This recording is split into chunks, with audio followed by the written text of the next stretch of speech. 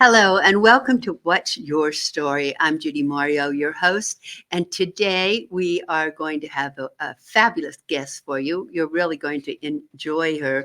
She is a somatic transformational coach, and we'll find out what that means when she's here with us. And she is also a clinical EFT. She has a mastery in clinical EFT tapping, brain spotting, somatic attachment therapy, and visual and performing arts. So you can see she's a very interesting lady. But what I want to talk to her first about is her new book. She has a book coming out entitled Into the Light, Becoming My Own Hero. So welcome, Cassandra Love Lambert. Hi. Hey, hi. Thank you so much for having me. Oh, we're absolutely thrilled. And we just want to know so much about your book and how it came about. And so why don't you just jump in and start telling us about the book? Yeah, so it's taken me until now, 41 years old, to feel brave enough to share my story. Um, and it's mostly too because I wanted to share or write my story from a place of actually like transformation versus still being in the muck of it. Yes. Or still being like in the victimization of it. And it's only been in the last so many years that I've actually gotten to the other side of it where I'm able to, like, my life has transformed. I don't feel like I'm living in hell like I did before. And a lot of patterns have vibrated out of my everyday life. And I've just learned how to navigate life. Differently than I had earlier, right? Well, you had a very abusive and traumatic childhood, Yeah.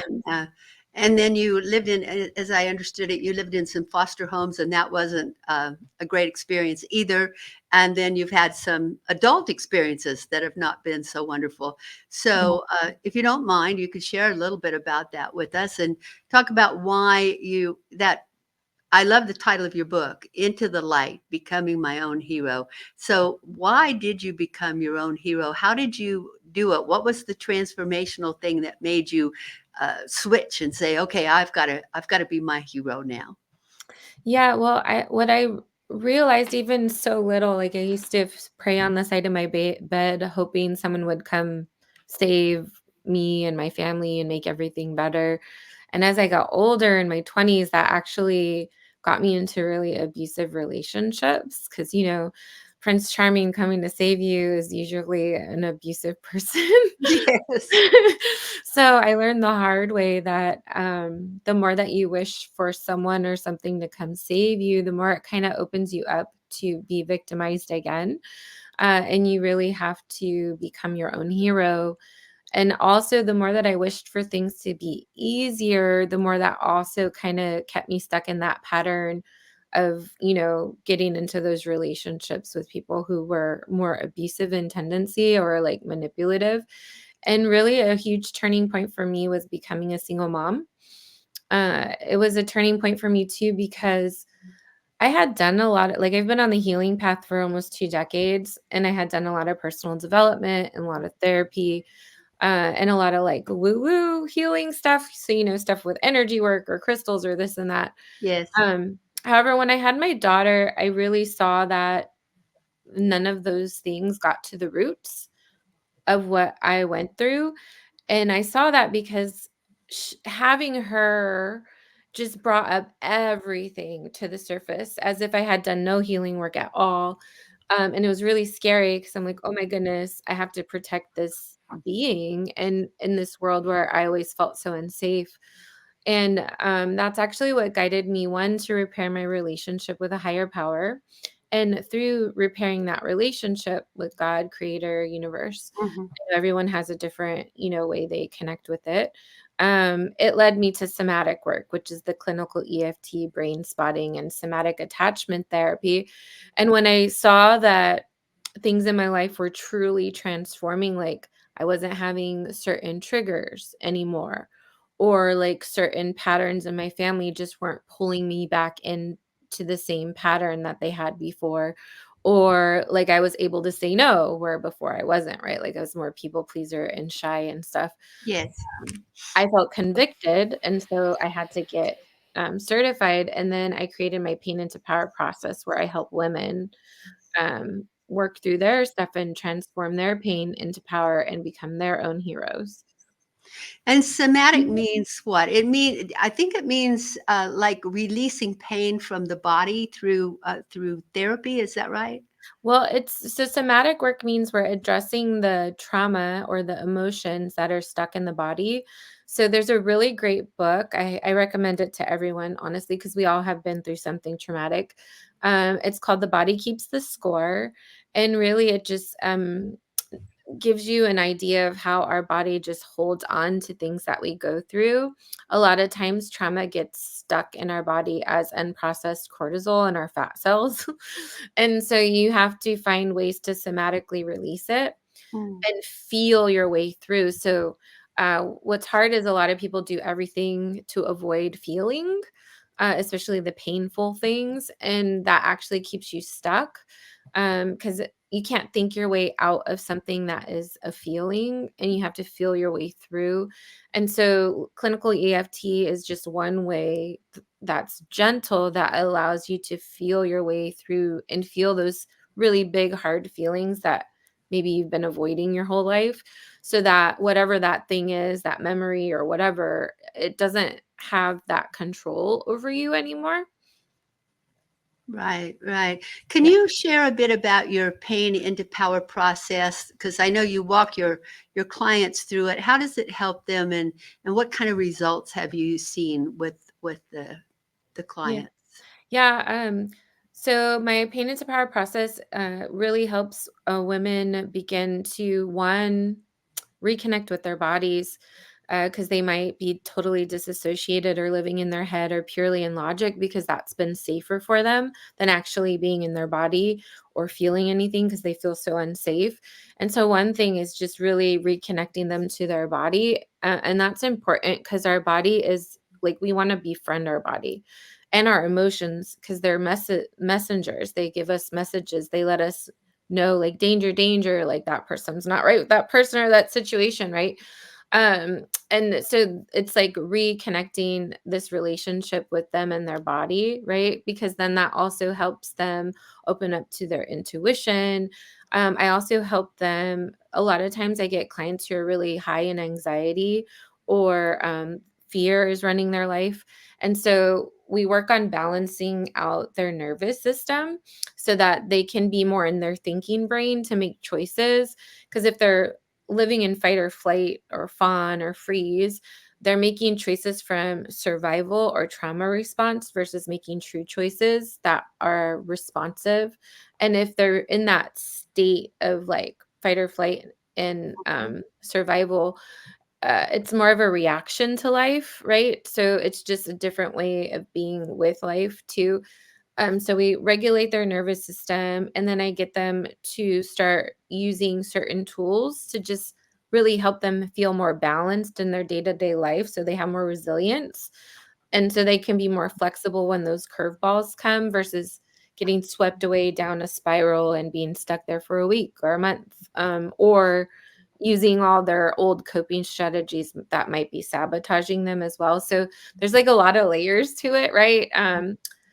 But that's like the beginning stages that I work with them, and then we go deeper into, like, past memories and things to really, like that you're healed or you've really worked through a memory or a traumatic experience when you can think about it and it doesn't make your body feel things. Have It's more like reactions. yeah, it's more like you're watching, like, a movie and you just are witnessing it, but, like, you're not still living in it.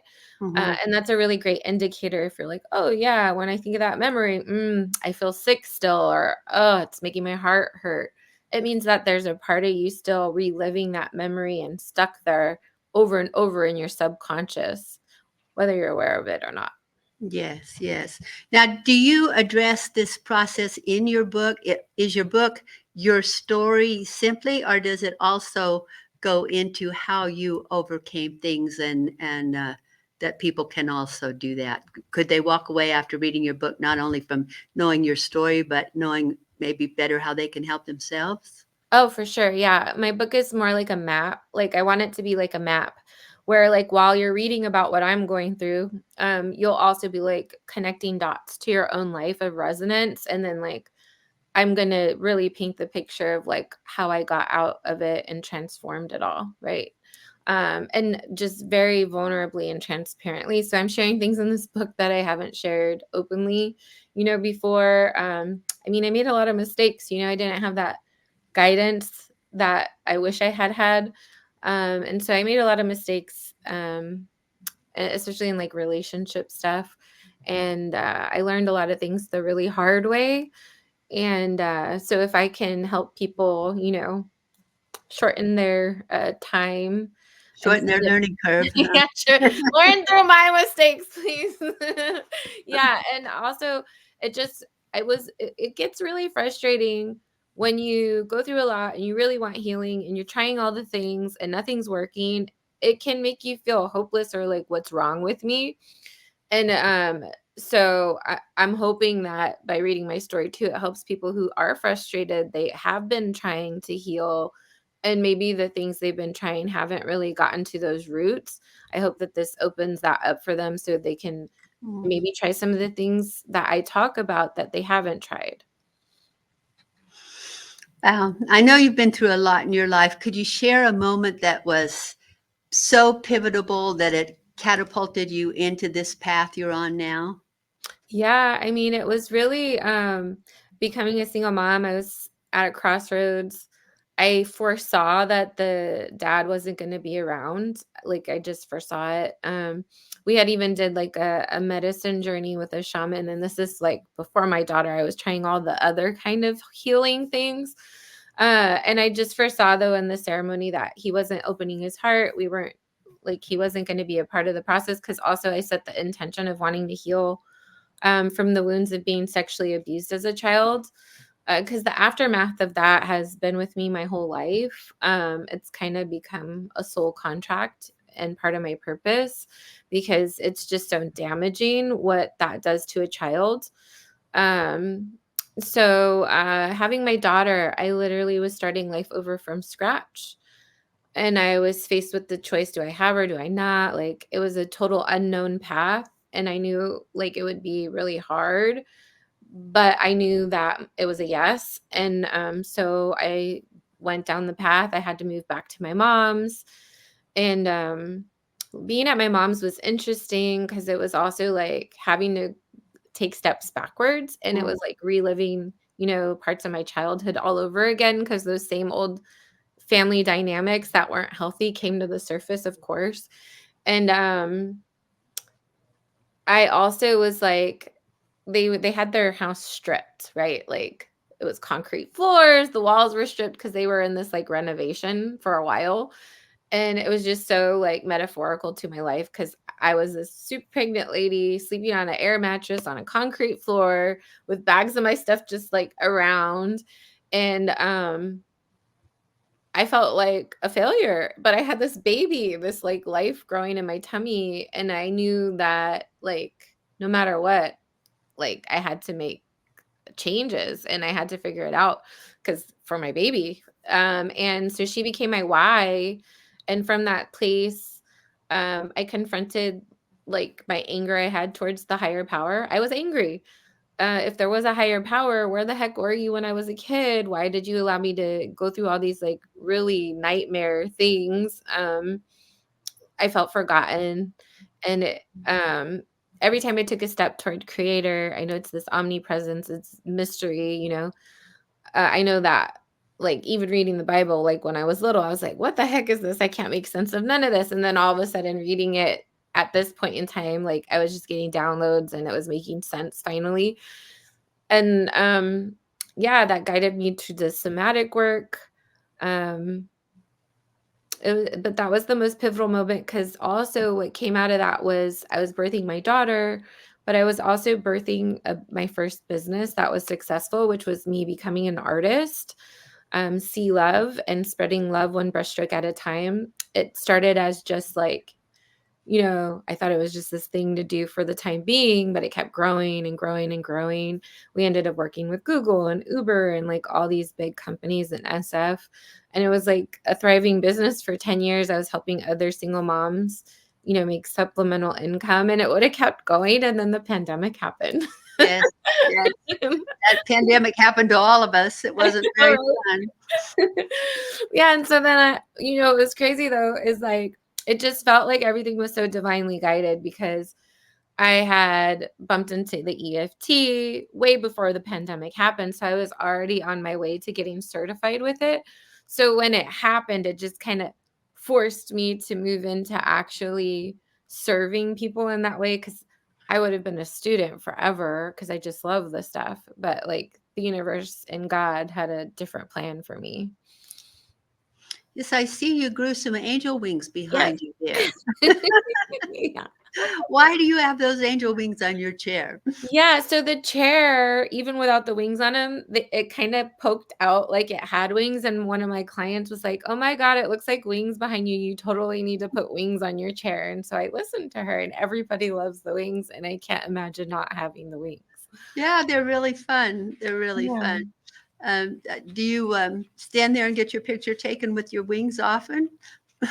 Oh yeah, no, and they come to all my talks and podcasts and on my show Into the Light with Sea Love on Phoenix TV. You're gonna see my wings behind me for sure. I love it. I love it.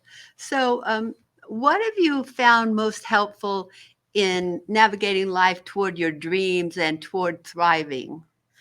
Really, it's the somatic work and having a daily practice and really tending to all parts of your being. So, and having the daily practice is important because it's like filling your cup and it creates more balance. And having these repetitive actions that you do daily um, just will help you continue to move forward towards whatever your dream is. So, you want to do something every day like meditation, some form of meditation, and everyone's different. So, some people can just sit there and breathe and focus on that. Some people have to listen to a guided meditation, and some people can't sit still at all. So, they have to do some kind of movement that gets them in the no thinking space. But everyone needs to be doing meditation because it's just really good for your mind, body, and soul. Then you have to do some kind of movement, and it doesn't have to be like, "Oh, yeah, I'm gonna be a bodybuilder," but some kind of movement. It could be walking, it could be dancing, it could be stretching, it could be yoga, but some kind of movement. The next piece is a somatic tool, so that could be breath work, it could be EFT tapping, it could be grounding, but you need to do something that's just strictly for your nervous system, and, the other piece is something for your spirit, something that nurtures your essence. So for some people that is, reading the Bible. Some people it's going to nature. Some people it's spending time with their pets, right? Or doing art. But doing these four things, catering to these four sides of your being, just really will help you have more balance. And then that way too, you have more resilience when those curveballs come, because they come, right? That was one of the things I had to really learn is like stop wishing for life to be easier, stop wishing for everything to be easier. What about me becoming stronger? And what about me actually taking care of myself so I can, navigate those curveballs with more finesse? Yes, you're an artist. Mhm. Have been probably most of your life, right? Yeah, it was a way to escape when I was younger. Like one of it was reading too. I really loved reading when I was little. I loved the Boxcar Children. I loved it because they were so creative and they were like living out of a boxcar and they like made the fridge be like the river with the cold water and stuff. And I just always really loved that creativity. And then, yeah, art was another one, and animals was another thing. Nature, I really loved nature. And yes, I can do many forms of art. But when I was doing it as my company, it was makeup and face and body art. I could actually share a picture if I could grab it really fast too, because Well, it's I different. find that art is very spiritual for me. Did you Yeah. find that? Did you find like when you got involved in your art that life just seemed better? Oh, yes, I felt completely connected to God and creator, like I was channeling and I would go into a no thinking space that was super meditative and healing for me, for sure.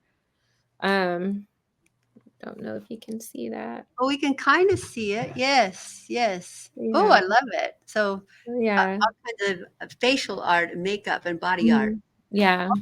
How fun! And you did that for what reason? I mean, what did people do with that? Did they go Oh, out? so many music events and, like, street fairs and festivals and, weddings and birthday parties and, even bachelorette parties and stuff, so yeah, because they Yeah. like the creative stuff and they like the sparkle. Yeah, yeah. Yeah. I know when I lived in Africa, very often the African people would, be at a restaurant or something, and they would paint your face for you.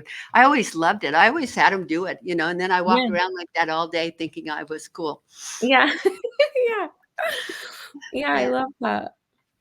yeah. I think, I find that art is very healing Mhm. for people, Yeah. and I try to recommend that people do some sort of artwork, like you're saying, to get past their stress, their trauma, their issues, and so on. And so I like that you've given us 4 different areas that people really need to do every day. I think Mhm. that's very important. Could you repeat those again just for the audience so they could say, "Oh, yeah, I might wanna write those down." Yeah, and it's really to just, take care of each side of your being as a human, right? Because we have a mind, we have a body, we have emotions, we have a nervous system, we have a soul, so you wanna make sure you're doing things specific to each side. So meditation, right? And then either like a somatic tool. So a somatic tool could be breath work, it could be EFT tapping, it could be grounding, are some of the really most common ones that are easy to do on your own. And then something for your soul. So it could be art, it could be dance, it could be nature, it could be, going to church, it could be reading scripture, but something that just feeds and nurtures your soul. And then the final piece is movement. And that could be like walking, stretching, yoga, dancing, just honoring the fact that you have a body and so that you don't get stiff. Uh, Mhm. we got to keep our bodies moving. It's a vehicle. Yes, the older I get, the more I know. Yeah, I know. Yeah. What is explain, for the sake of someone who may not know, what is EFT tapping? What actually is that? Yeah, so it stands for Emotional Freedom Techniques, and it's a really beautiful modality that you can do with a practitioner, right, to do the deeper stuff. And you could also do it at home, so it's a great resource to have in moments of like anxiety or stress or being triggered. And what you do is your first tapping point, and you can do it with me, right, Judy? Top of your head, yeah. Okay.